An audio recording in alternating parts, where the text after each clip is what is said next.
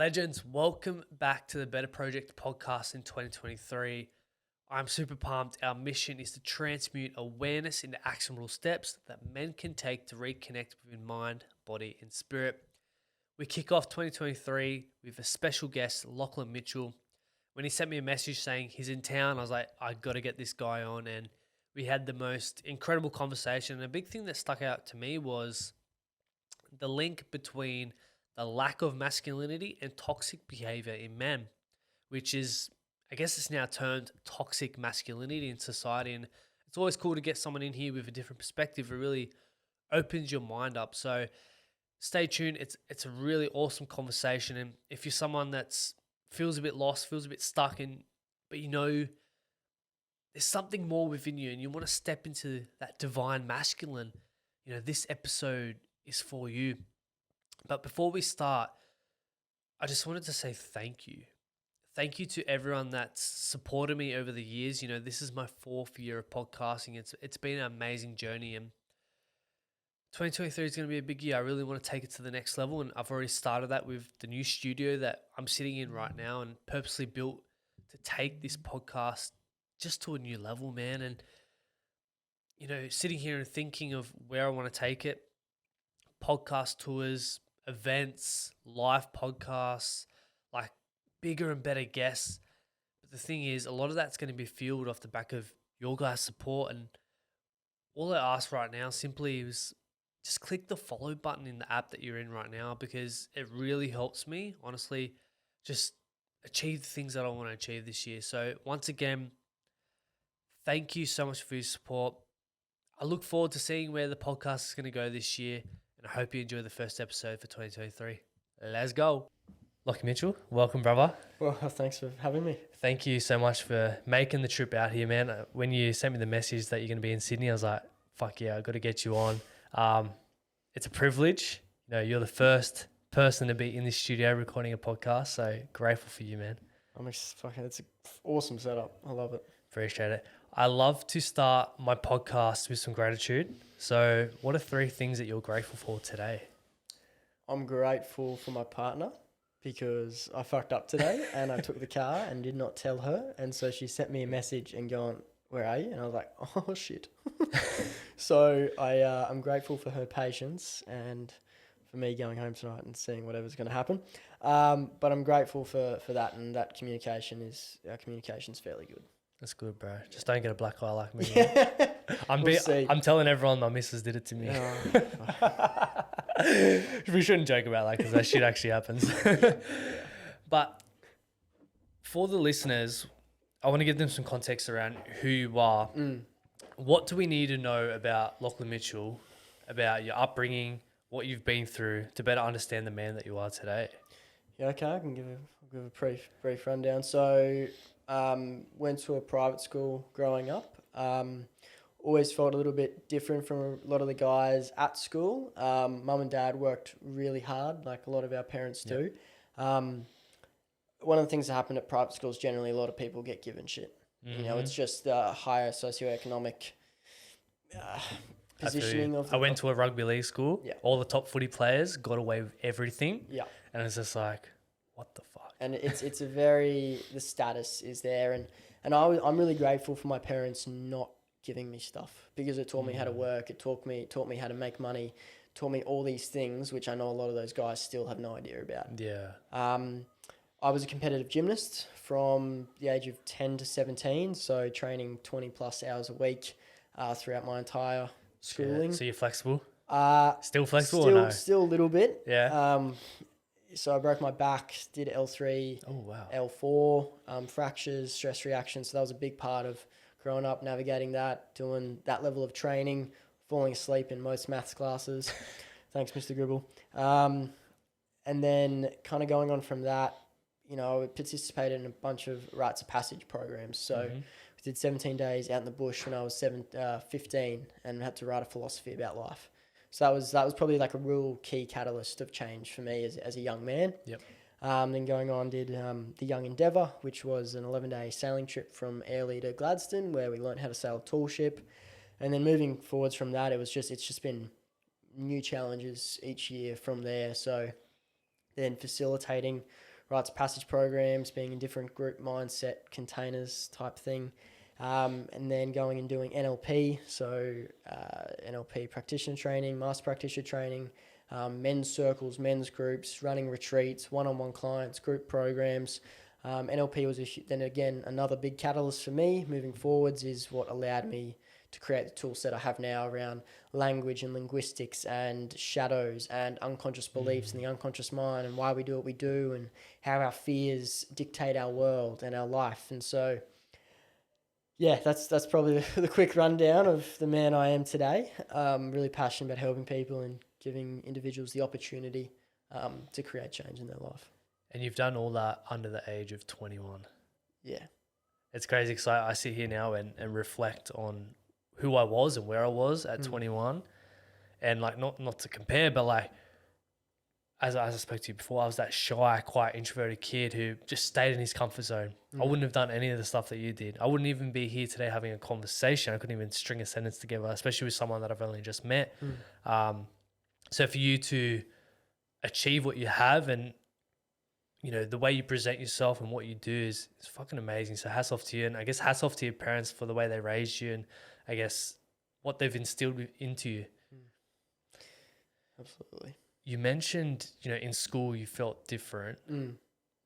Why? Are you introverted or? I've got good flexibility of behaviour. So if I need to be extroverted and go and talk to 100 people, then I'll do that. And if not, you'll find me out in the bush by myself hiking. Yeah, okay. With no one else. That's the best way. Exactly. No, I'm not naturally introverted, but I'm more introverted now, but I don't need to be. So at school, I guess what made me different was that there are a few key things which made me stand out, I guess, and stand out and be different. So gymnastics, number one, being the only person in my grade that did it at a high level. And then I was a little bit different from even the guys I did gym with. So that kind of then made me feel a little bit alienated there and at school. And so it was like, well, how do I fit in? And so I was one of those kids that was friends with everybody. Yeah.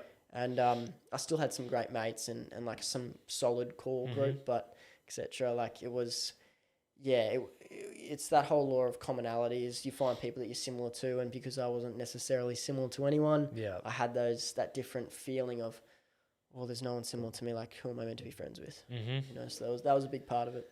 Because you grew up Queensland, right? Yeah. So rugby league. Rugby league, football, cricket. Yeah, and then volleyball. You got the gymnast guy. And then it's like, there's a bit of stigma around it, but it was pretty good. It was what was the, I guess, the terminology and stuff that were thrown at you, like, oh, you're gay, all that kind of stuff? Like, honestly, there was a bit of that. There were a few guys that definitely would say that probably in the earlier years. Yeah. But it was actually all right. You know, I think private schools have gotten a lot better in regards to how much slander is put out. Yep. Definitely from when I first started at this school versus to finishing, it changed a fair bit. And I think as guys get older, they mature and they're like, what's the reason to pay someone out? Yeah. But there are still insecure guys that will go out their way to take jabs, etc. Exactly. Yeah. Like everyone.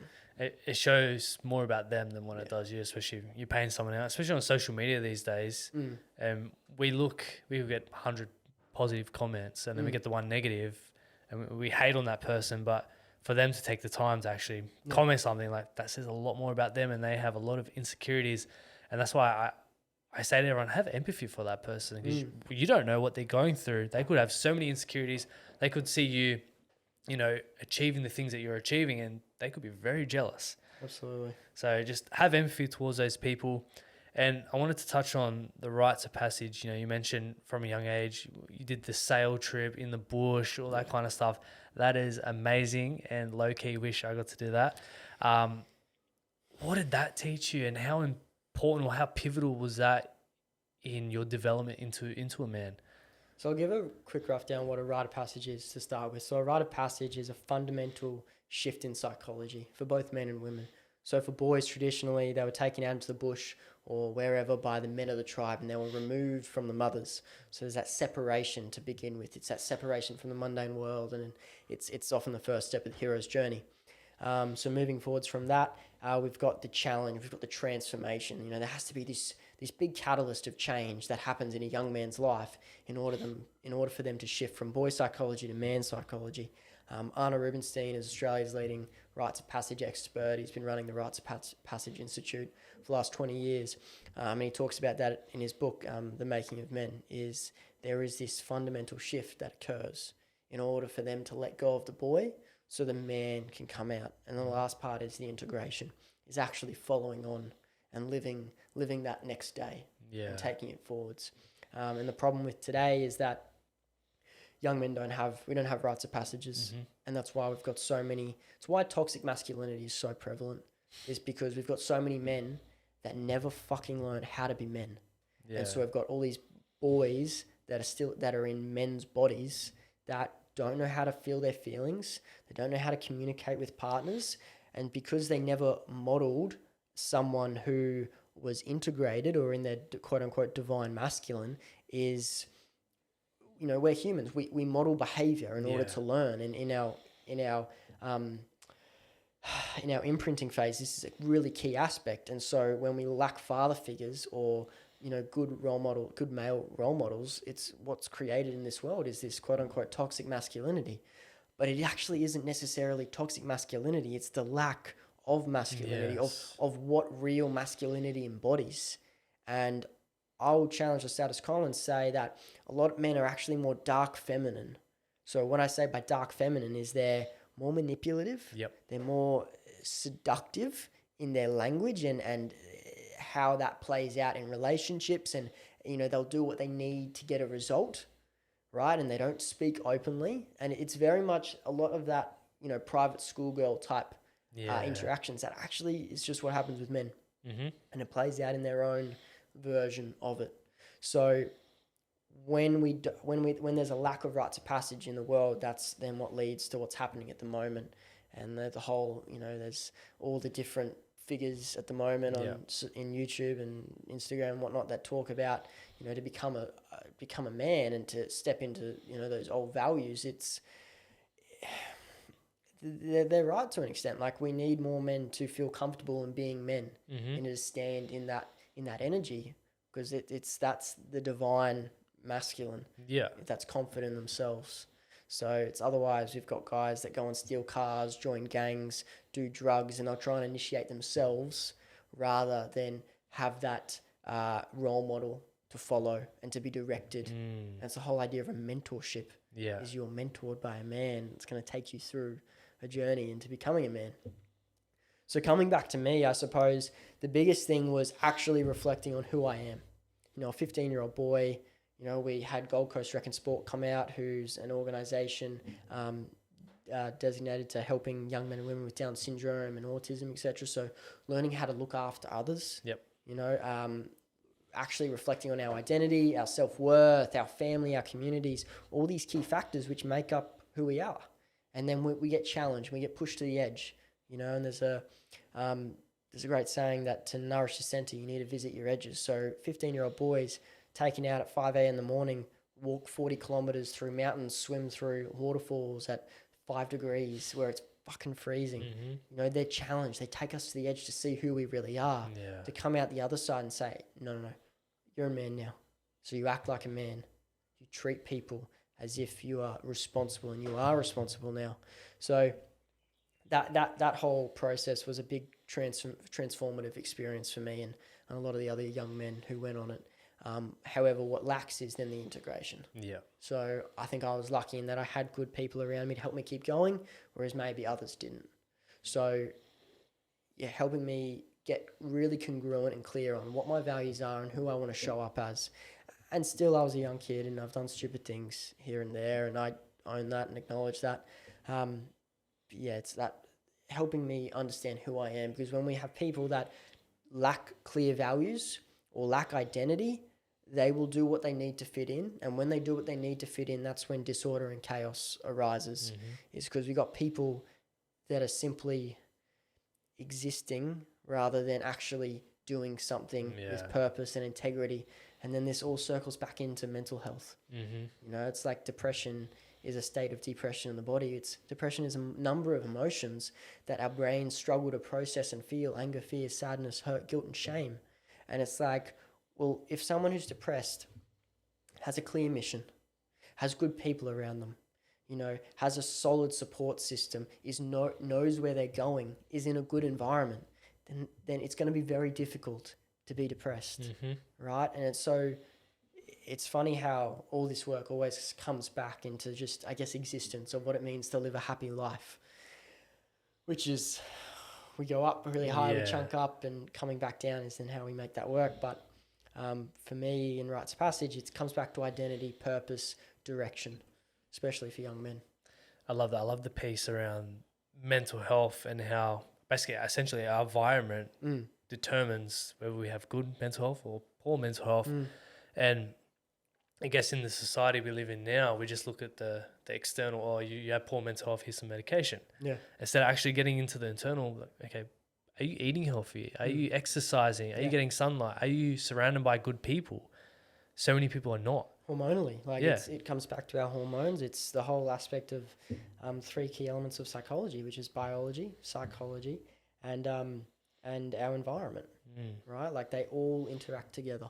And so if your environment's shit, you're not eating right, you're not drinking enough water, then your body is going to react to that and end up in a state of fight or flight. And when you're in a state of fight or flight, you're like, I'm not a biologist or anything, but from my knowledge, your cortisol increases, and then because your gut's out, then your level of serotonin production's out, and then everything is just all connected. A shit show. It's all connected, and it's like there's no one thing that's going to fix your problems. It's an integration of everything. It's just taking those steps each day in order to do something little, looking after yourself, drinking enough water, eating enough food, getting rid of the people that don't support you. It's like you're the sum of the 6 people you hang around. So if you're going to hang around 6 drug dealers, then you bet that you're the 7th, right? Whereas if you go hang around 6 millionaires, you bet you'll be the 7th. Yeah. Right? Like it's your environment is everything. And the thing that we're talking about now, it's all free. You can exercise for free. You got to pay for food, but like you're buying food anyway. You're going to go to Macca's or you're going to buy a healthy steak or something like that. Like even for me now, when I go to the shops, before I'll just buy anything. Yeah. Now I'm like, all right, I'm going to buy high quality organic meat from the butchers because the way I see it is, would you put cheap E10 in a Ferrari or would you put the high quality stuff? Exactly. It's just like your body. You got to treat it right. So then your mind, body, and spirit is all aligned, and you're not out of whack. Like, you're gonna have days that you will be out of whack, but it's about coming back. And the way I see it, and the way I shifted the podcast from just awareness, because there's so much awareness out there now. So much, yeah. And now it's like, okay, how can we transmute that awareness into actionable steps that men can take? So then we can reconnect within mind, body, and spirit. Because once we do that, I believe that's a preventative initiative that we're not going to go down these dark holes. And even if we may go down that dark hole, we have the tools, the tips, the knowledge to be able to get ourselves out of it. And that's where mental fitness comes out into play. And the way I see it is mental fitness is at top, our baseline's mental health, and below is mental illness. Yeah. And we're just trying to stay above that mental health line. Yeah, we're going to dip, but as I said, just trying to stay above it. It's so important that we give these men actionable steps because they know, fuck, my health's bad. I need to exercise. I need to do this. I need to do that. But it's like, how do I take action on that?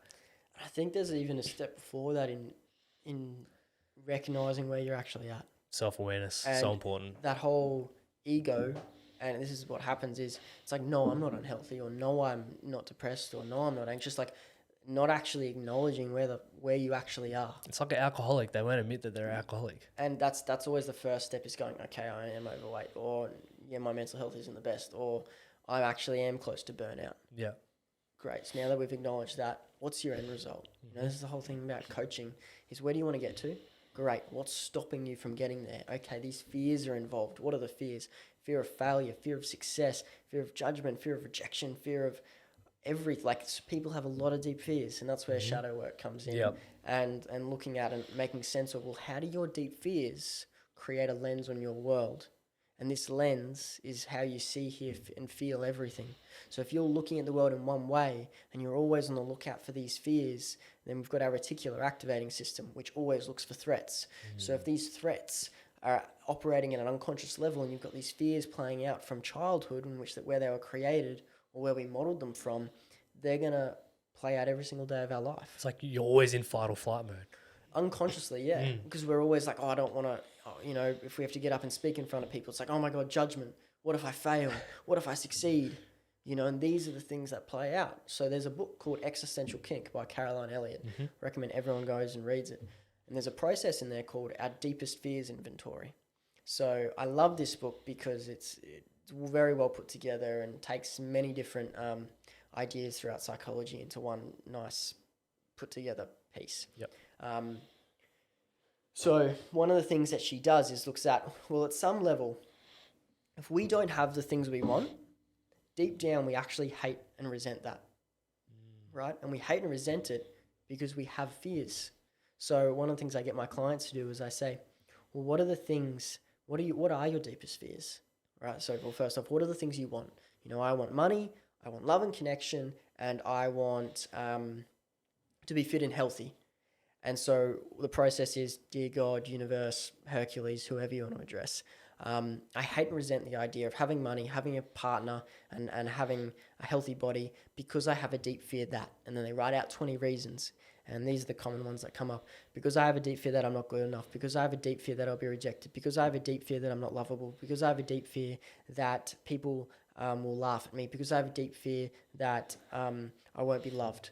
And it's like, these are everything that's governing you moving towards getting what you want, right? So one of the key things about the work I do and coaching and NLP and shadow work and men's work is identifying these, is actually going out, well, what is playing out here? How can we address it now? Yeah. Or when was it created? Often it's created from 0 to 7 or 7 to 14 from our imprinting and modeling phase. So I just want to reiterate or let everyone know that I'm not a psychologist, I'm not a counsellor, I'm not a healthcare professional. This is the work I've done, and this is the impact I've made on hundreds of people now. This is from the work I've done, and I don't pretend to be a psychologist, even though I probably will get my degree and counselling just to have the piece of paper. Yeah. Because I was going to say, like, in this coaching space, there's so many good coaches, there's so many bad coaches with wrong intentions. It's like, who are you at the age of 21 to be doing this stuff? And I've had that question a lot, right? It's like, what do you know? Teaching people about life. And I'm like, firstly, I'm not teaching anyone about life. I'm not imparting wisdom or telling you what to do. I'm asking you the right questions in order for you to figure it out by yourself and helping you identify your fears, helping identify what these things that are holding you back. So it's not about the time spent on earth. It's about the experience you've had during your time. And I know only in the last 10 years, I've done more in these last 10 years than most people do in a lot of their life. Yeah. Right. And the way that I combine and integrate all the work I've done, very few people can match that at that level. Right. NLP, men's work, my ability to recall information is fairly good. Yep. Yeah. Yeah, it's powerful stuff that you're doing, and yeah, I'm sure you get a lot of those comments like, who the fuck are you? Like, yeah, who do you think you are? I'm like, just a guy doing some stuff. Yeah, and what I've even learnt from being in this coaching space, it's not really about the same work as you, it's around podcasting and stuff, but everything comes back to your mental health and your fears and stuff like that. Why do people not start a podcast? Because they have a fear of failure or fear of judgment or stuff like that. So it's still working through that stuff. And what I've learned is coaching is just getting them to ask themselves certain questions, giving them a different perspective on a situation. Because if you just sit in your own mind, you're going to make up all these different scenarios. But if you have a third party there, it really opens your eyes and opens your mindset to it. So I honestly believe now, since, getting a coach and doing programs and stuff like that, everyone needs to do some sort of personal development and have a mentor in their corner. And you don't have to spend tons of money. And this, I guess, segues into what you're kind of doing now with Talk for Life. Tell me about that. How did you, I guess, come up with the idea to do that? Because I know the basis of it is the money and the gap between, coaches are expensive. So what's the entry level for people to get into this and have those breakthroughs? Yeah, so for me, Talk for Life came from the idea of how great it is to walk along the beach and have a chat with someone, and just to open up. And I was thinking about coaches in the industry that necessarily aren't the best at business, but already have a great skill. Yep. And then even looking at the price gap between going and seeing a counsellor regularly or a psych regularly. And now this isn't an alternative for counselling and psychology. This is like an add-on. It's just another option. It's another option, right? Which is affordable and accessible. Is someone to check in, hold you accountable, help and ask you some questions to create more clarity, reframe what's going on. Have you thought about looking at it like this? Right, simple things like that. And the intention is affordable and accessible coaching and mentoring is bringing back this whole idea of mentoring. There might be a nurse that wants to get mentored by one of the older nurses. We've got some nurses on Talk for Life. Yep. Right, it's coming on and looking at and utilizing those resources really well, because why? And this is a big thing I've noticed is there's so many people willing to endure their pain simply because they don't want to ask for help. Because asking for help means something to them. Yeah, it's more comfortable just to stay in the pain. It's like, okay, great. Well, are you going to go another 10 fucking years without acknowledging what's going on to try and figure it out by yourself? And again, everyone's on their own journey and everyone's figuring it out at their own rate. And integration's a really key factor in that. But if there's someone that knows more than you, for what purpose wouldn't you ask them? Definitely. Like, I think there comes a degree of some people go and do every single program because they're looking for all these answers and for all this healing and stuff. And a lot of the times the answers are within, or you just need one person to ask you like a specific question. But then there's also a time where you're doing a lot of the inner work yourself, but you just have that extra person to go, hey, keep you accountable. What do you think about this? What's your perspective on this? That's what you need. And for me, I got in a bit of a period where I was going to all these seminars, all these events, and I was like, oh, I'm going to be like such a different person. And then you go back to normal life and it's just like, no, you're the same person. You may have got a bit of extra knowledge, but you haven't actually done the inner work, or you haven't actually asked yourself those inner questions that need to be asked. So yeah, you definitely need someone in your corner. And coming back to the whole tribe thing, like you had people from all different ages, the elders and stuff that would give you wisdom, give you knowledge. We've lost that. So just having a mentor in your corner is essentially like an elder. Yeah. And just coming back to everyone is a reflection, right? Everyone is a mirror of ourselves. Our partners are mirrors, and they will reflect back all our insecurities, as you may know. And jealousy comes up, and and not good enough comes up. So being able to say that, well, for what purpose am I feeling insecure right now? Right, they did this where they talked to someone else. Okay, well, what inside me doesn't feel worthy and why? So just going deeper, chunking up, and for what purpose? What is this greater thing that's going on? Now let's chunk down and say, well, how specifically did I create this? So this is cause and effect. This is effect. I'm blaming the world and saying, fuck you, and not communicating well, and it's not my fault. And well, actually, we're responsible for everything in our life, right? So coming back to responsibility and saying, well, how did I create this? Like with everything I do, even if it's not my fault or not my responsibility, I say, okay, how did I create this? How did I create this poor communication, right?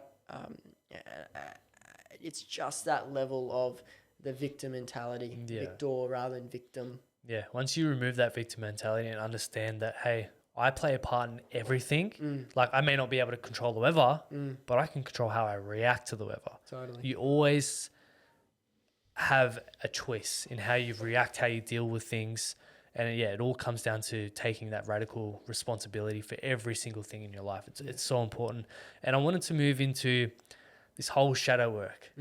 I'm interested in it. I want you to explain it, what it is, because we all have shadows, correct?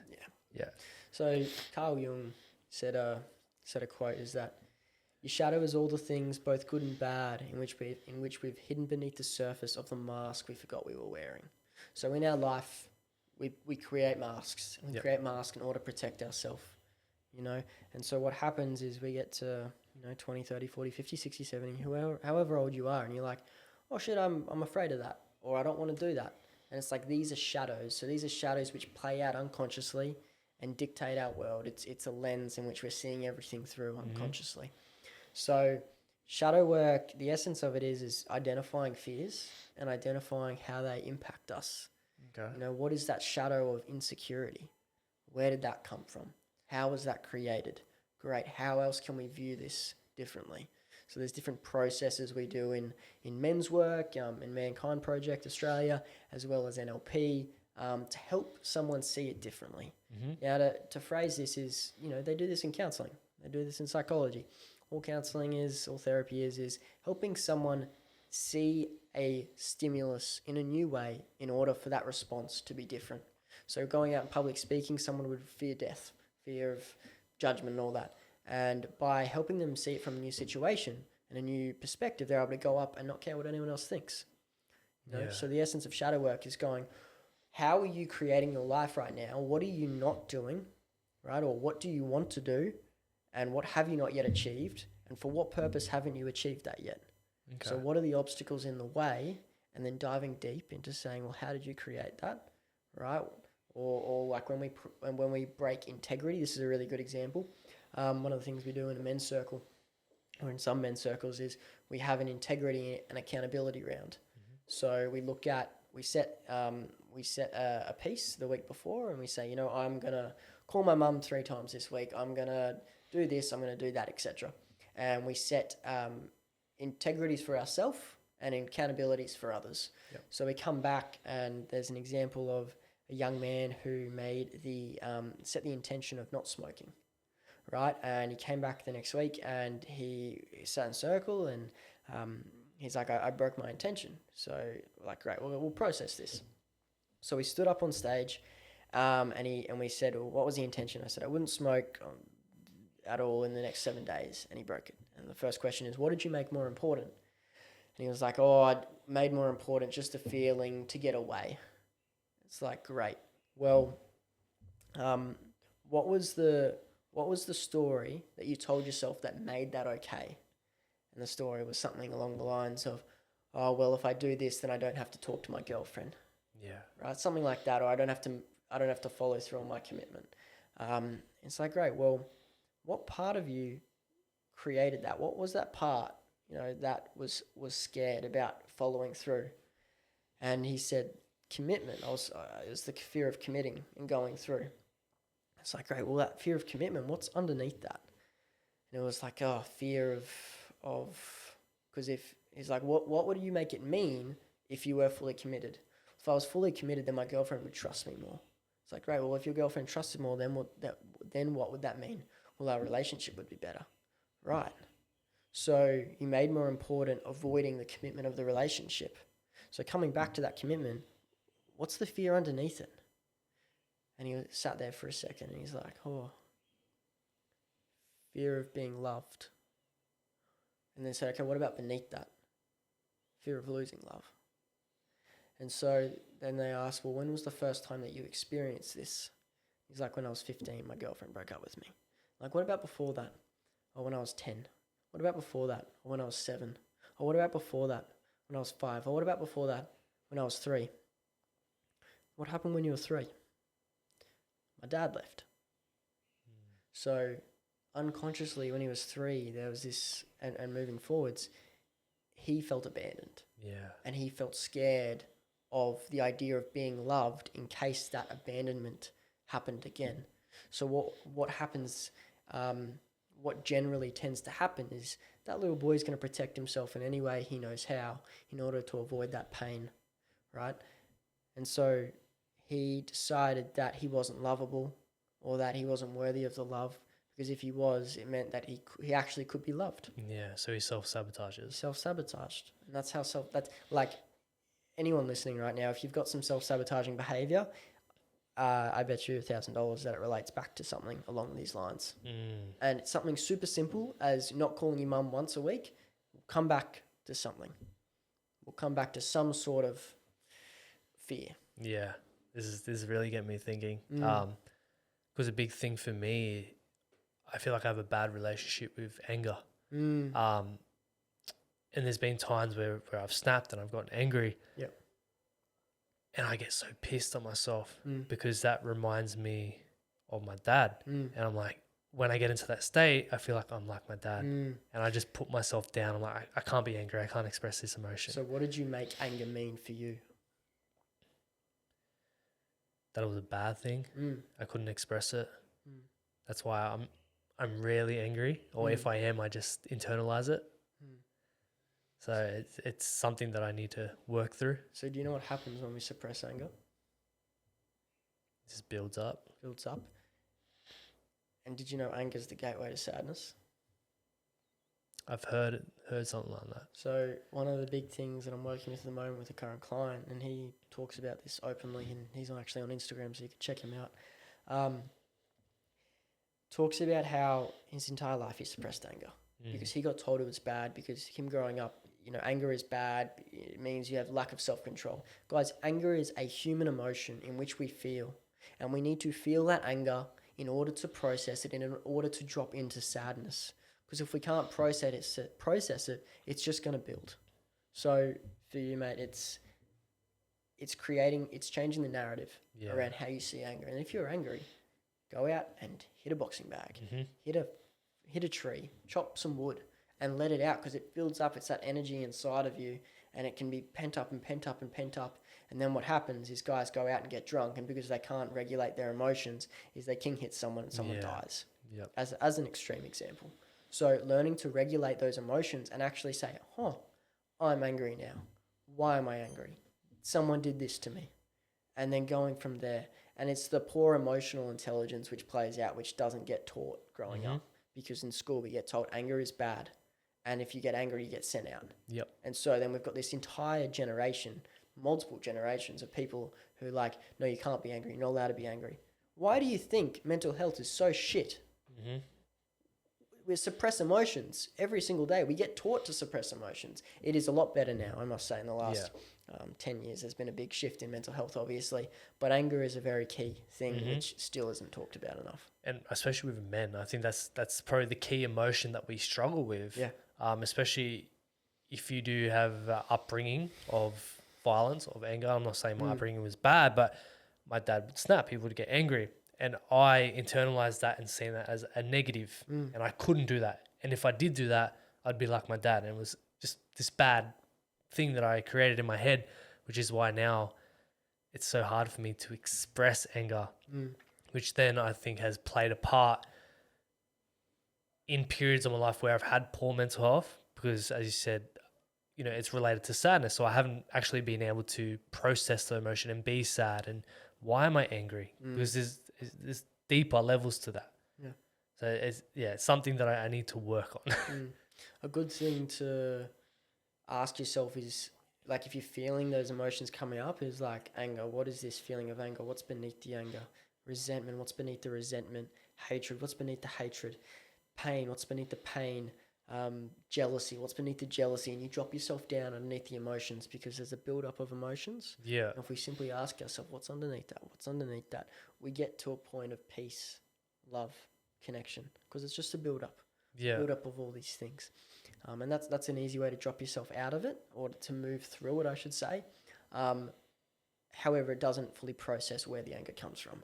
Yeah. And that's where inner child work and shadow work come in, and counselling and therapy come in, around how you actually process these things. Yeah, because like how do we prevent someone from just snapping? Is that, obviously it's a build up, but like if someone unconsciously doesn't know that it's building up and then they just snap, which I've done a few times, and actually recently in the last couple of months, nothing big, but just little snaps, and my partner's like kicked me up the ass for it, because he's like, this isn't you, this is not what you do. And what I realized was just external stress that I've kind of put on myself. Yeah. And I've just let it build up and up and up. And then I've just snapped these couple of times, and then I've just put myself back down, because I'm like, you can't be angry. You can't express this. So like, what actions can men take? You mentioned, breaking it down, going through all the emotions. But once we do that, like, what do we do next? So it starts with environment. Like, have good mates around you that you can reach out and say, hey bro, I need a chat. I'm feeling fucking pissed off at the moment. Having someone to talk to, because then you start letting it out. Yeah. Let out the energy. Going to a men's circle. And this is for women as well. Women get angry a lot, and they also need to process it. So having those people around that support you, journaling each night, getting everything that you're thinking in your head out onto paper, to then reflect and say, okay, well, that needs focusing on, or I should talk to someone about this, right? So these are some really basic things about transmuting your energy that you've got in your body, because otherwise, it builds up. It's something I like that Kevin Hart said on I think the Jimmy Fallon show. He's like, man, I don't have time to be angry. You know, it's like being angry at someone's like drinking poison. All it does is hurt you. Yeah. So to actually first identify where the anger comes from, because it's going to stay there. And a lot of the time, this is a big generalization here, but a lot of the time that anger comes from our mum or dad. Yeah. How they treated us growing up, or what happened at school, or rejected, or a number of different things, right? But the two key individuals in our life are generally mum and dad. That's who we model our behaviour from, or other key influences growing up. Yeah, it's all that, the inner child wounds. Yeah, everything's in a child. Man. Yeah, it all stems from there. Yeah, and I think I want to come back to the rites of passage thing, and I guess the schooling system as well, because they're not allowing, I guess, rites of passage, and they're suppressing, especially men. And we mentioned anger before. You know, you get kicked out of the classroom for being angry or being silly, and it's like, how do we bring these rites of passage back? Like, is it the school's fault? Is it the parents' fault? Like, a mixture. It's a hard situation. Yeah, that's a very open-ended question. Or from your experience. I don't think it's anyone's specific fault. I think that over the last 100 years, there's just been a slowly, World War I, World War II, Vietnam War, they were really big catalysts for a lot of, I guess, broken men coming back from war, and therefore not being able, like PTSD was rife, and all these things was rife in mental health wise, and that then flooded on moving forwards, and so we had less men that were healthy, that were congruent, and so then that plays out in the schooling system as well, in that there's male teachers or female teachers that don't know how to help boys grow up, and school's not necessarily designed for boys as well. That's another thing. Why is that? So you look at the difference in this is not an area of expertise of mine, but Steve Biddulph is a boy to man expert that just talks about the level of like hormonally, we're very different from girls growing up, and the ADHD is more prevalent for young men as well. And that just generally comes back to, like, when we look at the evolution of human society and culture over the last 300 years and how dramatically that's changed versus how long it takes for the human body and mind to evolve is like a lot's changed in a very short amount of time. And our old brains don't necessarily process the new environment and stimulus that occurs. And so I won't speak too much into it just because I don't have enough information to be able to speak clearly and articulate it. However, you can make your own assumptions around boys have to sit in classrooms for 8-9 hours a day, and you expect them to focus and speak and look at things that they're not interested in. Like, I don't really know what else you can expect from that. Exactly. So, and that just comes from the industrialization predominantly, and the schooling system that was more so developed then to build workers rather than critical thinkers.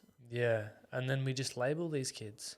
Yeah, and give them medication, and it's just like, how do these kids have a chance when from a young age they're being labelled and then they believe it? Yeah, and labels are a paradox because, you know, there's a lot of people that, you know, they get told what they've got and it can be really freeing for them, and they'll go, oh, thank God I'm not crazy, right? And in the same way, you get told really young, and I've worked with individuals before that got told they were stupid throughout school, and we do processes and they realise, holy shit, I'm not stupid. I'm smart. Like, I just got told over and over again, and I started to believe it. That is literally how hypnosis occurs. So I've also done, I'm a hypnosis practitioner, and that's how hypnosis occurs, right? You tell yourself the exact same thing every single day, and, you know, in 10 years, you're probably going to believe it. Just creates like that feedback loop, essentially. Yeah, it's like, oh, I'm not stupid. Oh, sorry, I am stupid. I am stupid. You know, oh, I'm in this class. This means this grade means this. And it's like, I've got a younger cousin that is so intelligent, right? And I was talking to my uncle about this the other day, and, you know, early grades, he would just do the ones that he liked, and he'd get A+, and he wouldn't care about the other ones, and he'd get D-, you know, and moving forwards, you know, he's super, I guess he's got different symptoms, but on the spectrum, and we're all on the spectrum, right? Hyper intelligent, hyper intellectual. I dare say his IQ is really high. But now he gets A+ on everything because he's like, oh, I should just do it because.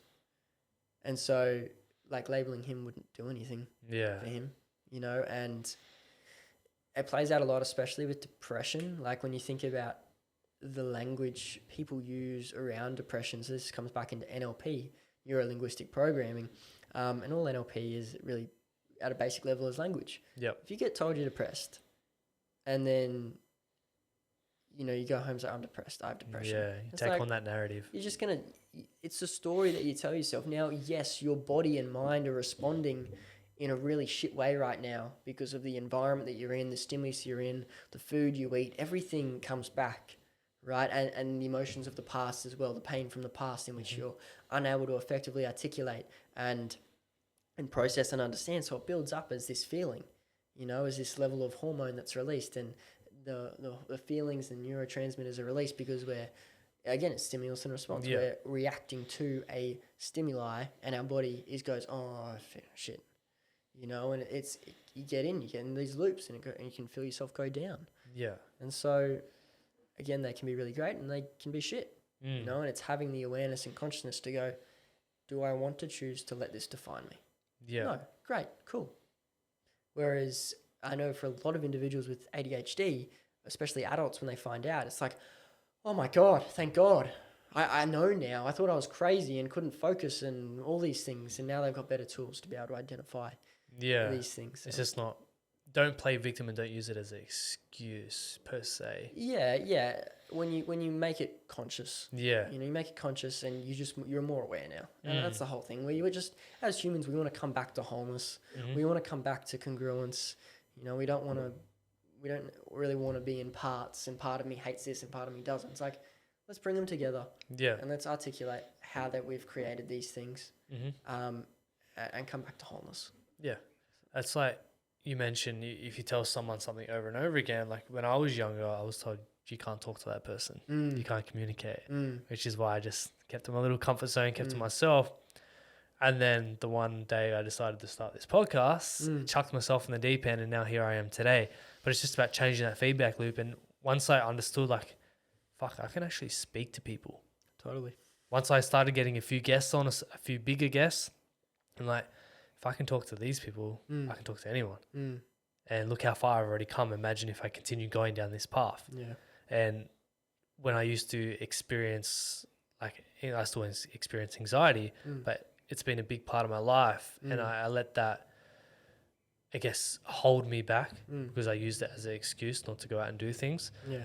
And now I'm just like, okay, I'm experiencing anxiety, but I'm not anxiety.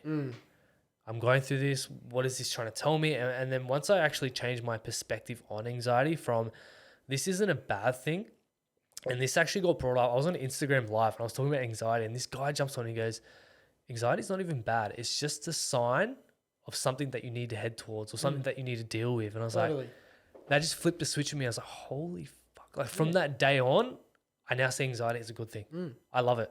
It's feedback. Yeah. When it comes up, I'm like, okay, cool. What is this trying to tell me? And it's the best thing that someone has ever told me. Because as I said, I used to let anxiety hold me back. Yeah. So it's so important. And anxiety is just fear, right? It's fear. It's your body reacting to a stimuli and unconsciously you're responding because of something that's happened in the past because you want to protect yourself, right? So one of the great things you can do is reframe it like Nick just said. And then from there go, what is the fear specifically?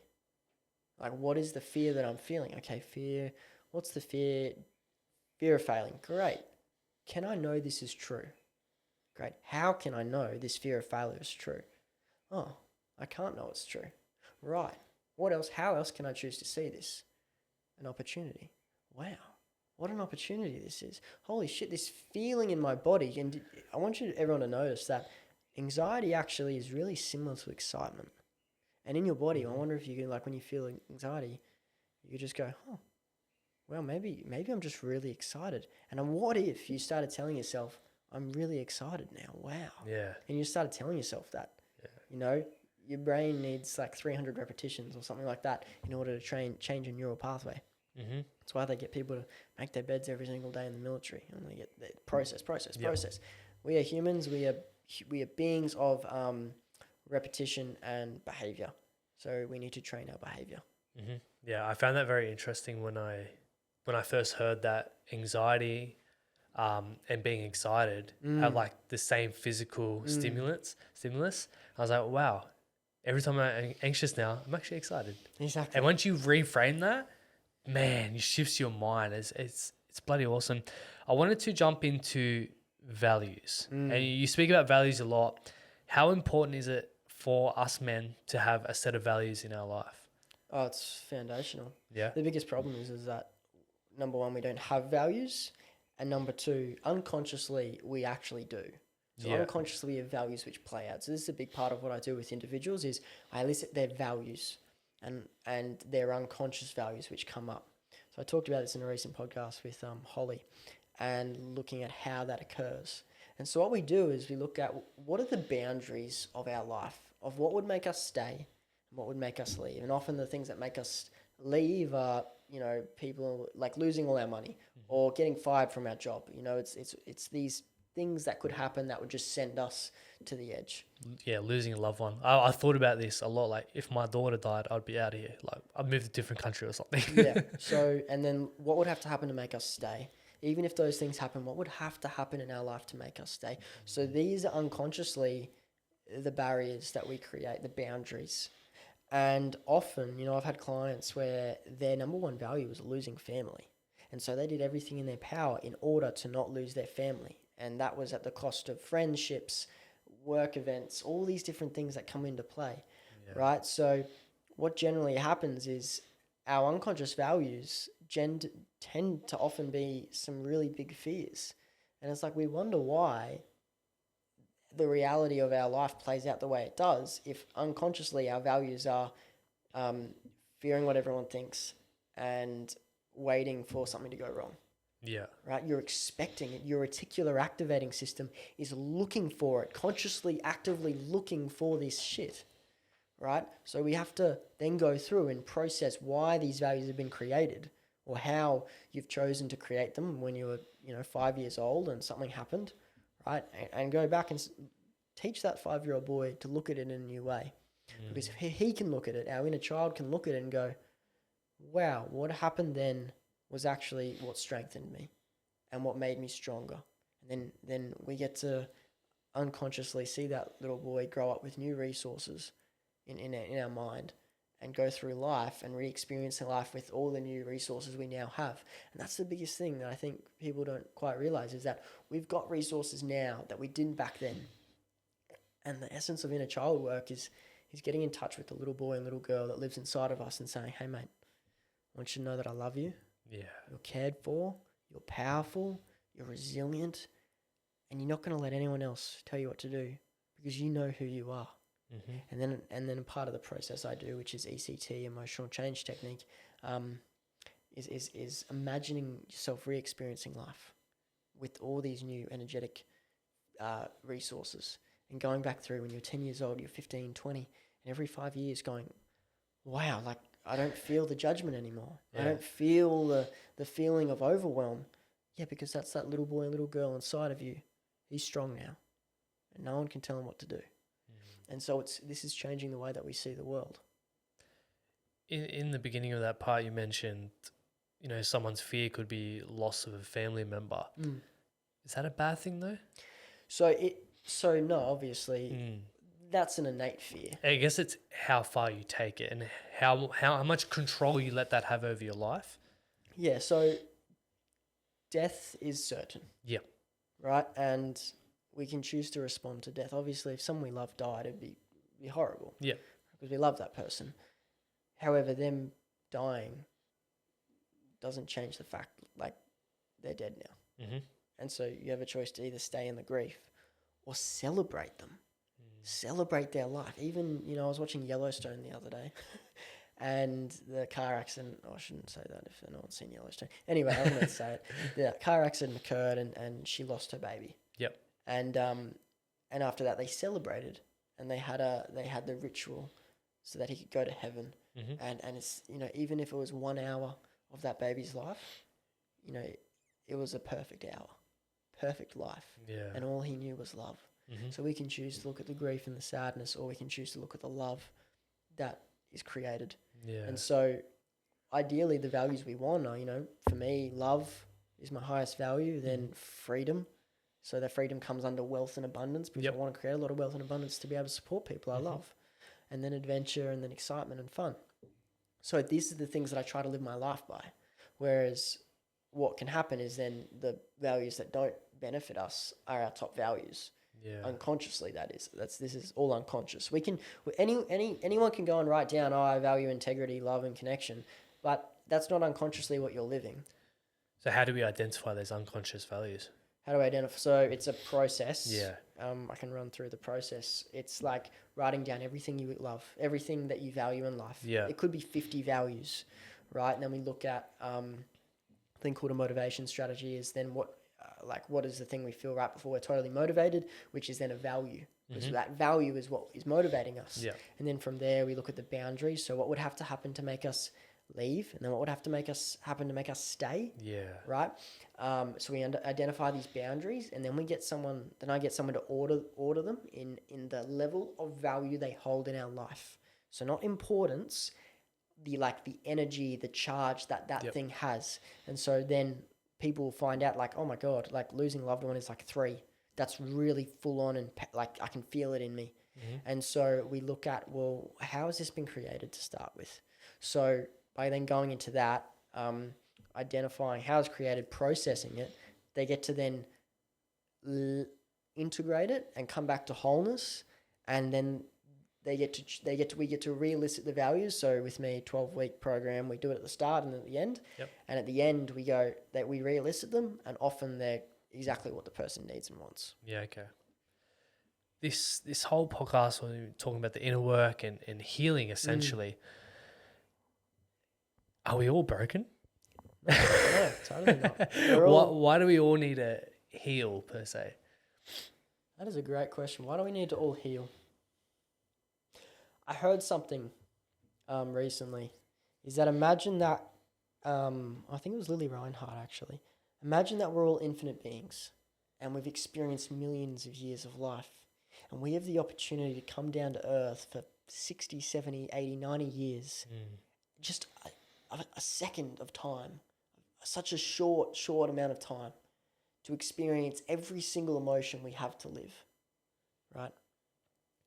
And that involves everything. That involves the lowest of lows to the highest of highs.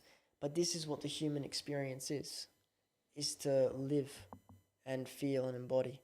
And so a part of life is then navigating all that, and how beautiful it is to move through sadness and feel resentment and come out the other side having integrated that inside, and just coming back to love. Love's the only real emotion. Yeah. The way I see healing, because I think a lot of people go into it saying, I want to remove this from my life. It's always going to be there. And the analogy I give it is just like a cut. Yeah. You're going to cut yourself. It's going to scar up. Yeah. Yes, you may not think about it, or that trauma may not per se be on your mind, but it's always going to be with you. You're always going to have a resemblance of that. Yeah, totally. So I think when it comes to coaching and the industry, the word healing gets thrown around a lot. And I think so many people just think, I'm going to go to this, I'm going to heal, and I'm going to get rid of it. But no, it's about working through it and understanding that it's still going to be there, but it's about what lessons has this taught me, and what can I learn from it, essentially. Exactly. So powerful. It's incredibly powerful. It's just look at it. You can either look at something, you can look at look at your father and have anger towards him, or recognize that he was doing the best he could with the resources he had. He was just a man who didn't have a father around him also, that struggled to learn to regulate his emotions. And actually, him doing what he did, he was doing the best he could, because that's what his dad taught him. And that was the way he learned how to love. And so it's going, I forgive you, Dad. I know you're just doing the best you could with what you got. Yeah, that's something I've worked through, because now becoming a parent myself, I've understood that your obligation as a parent is to be a better parent than your parent. And he, as you said it perfectly, he's just doing the best with what he knows and the tools that he has. And he's done a great job. Yeah. He got angry, he got triggered. He said a few things, but we're all going to have those moments in life. But it's now me understanding and having empathy towards him because I know that he's gone through a lot of stuff that he hasn't worked through. So how is he meant to turn up as his best self if he hasn't done the inner work himself? Yeah. So now our relationship is so much better because I've leaned into it with so much empathy. As before, I kind of played the blame card or the victim card, and I was like, it's your fault for the way I am because the things that you said or how you treated me in some situations. Now I'm like, no, I love you. And a big breakthrough was I went to Dr. Espen's 3-day event, and on the last day, the big breath work, I had a vision where I was a little boy, and I walked up and I grabbed my dad's hand, and as I grabbed his hand, I shifted into the man that I am today. And I was like, Dad, I love you. Thank you for everything that you've done for me. Now it's my turn to step into who I want to be and to be my own person. You're always going to be my dad. I love you, but this is my time now. And that was such a beautiful moment that I had with my dad, but not with him. But after the fact, I actually sent him a massive message because that was the best way I could put it into context with what happened.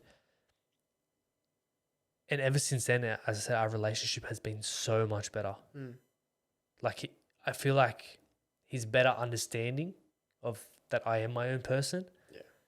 So our relationship's been amazing. Not to the levels that I want, but I understand that it all takes time. And eventually, one day he'll be able to work through his inner stuff. Because he's gone to psychiatrists and stuff before, and it's the medication route and all that kind of stuff.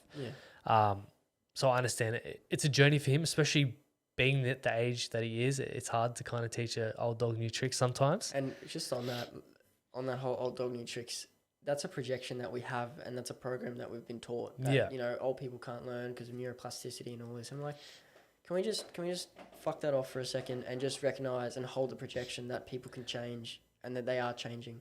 Okay, would I say ego then? Ego is holding him back. That's a better way to look at it. But anyone can change. And it's like you're working with a client and you're saying, oh, they're not working or they're not changing, or my student at school is just so stubborn and he won't learn. I'm like, if that's what you're believing, then that's what unconsciously you want to put into that work, into the energy of teaching him. Whereas just keep holding on to the idea that it'll change. Definitely. On that, I want to ask, would you have any advice for someone, especially like myself, who has a father that doesn't have the best relationship, or father, mother, family, someone? How do we maybe help them work through trauma or direct them to wanting to do the inner work, or how we can better the relationship? If you get what I mean, the actionable steps. Totally. It starts with you, obviously, and it's about clearing up everything that you look at your dad and you say, what do you see, hear, and feel about him? I think that he's this, I think he's that, I think he doesn't give a shit, he's poor at communicating, right? Perception is projection. What you see in someone else is a direct reflection of yourself, all right? So clearing all that up in everything that you see in your father or your mother, right? At some level, you are them, right? So by clearing that up, you can then approach him with a totally different mindset because you're removing the negative charge, the negative emotional, energetic charge you have towards him. Because how can you expect to help someone change if you think that they are an angry old fart who doesn't communicate? All right? That's you. That's a reflection of you. And you can only, it starts with you. Because until you can recognize that everybody is a reflection of you and everyone's a mirror, and what you see in someone else is just a part of you. That's the first step. And that's huge ego. This is a whole part of collapsing the ego and the animus, which is the ego is swallowing the self. And life is just this ascension of slowly letting go of the energetic charges we have on everything. And essentially it's leading by example. If you're stepping into your best self, that family member may see you do that. I'm like, okay, totally. If he can do it, why can't I? Especially when vulnerability is involved, because I'm a big believer in vulnerability breeds vulnerability. So if you can be vulnerable that person sees it, they feel comfortable enough to be vulnerable themselves. Like Yeah. that's going to create a massive shift in itself. Mm. As we start to wrap up, Lockie, where can the people find you and support everything that you're doing? I'm on Instagram at Lachlan.Mitchell __. And then Talk for Life is just Talk for Life at the moment. That's getting set up currently. So that's where you can find me. Cool. We have a closing tradition on the podcast where the previous guests ask the next guest a question. So the question for you is, what's one thing that you are resisting in life that you know if you were doing right now, it would make everything else easier?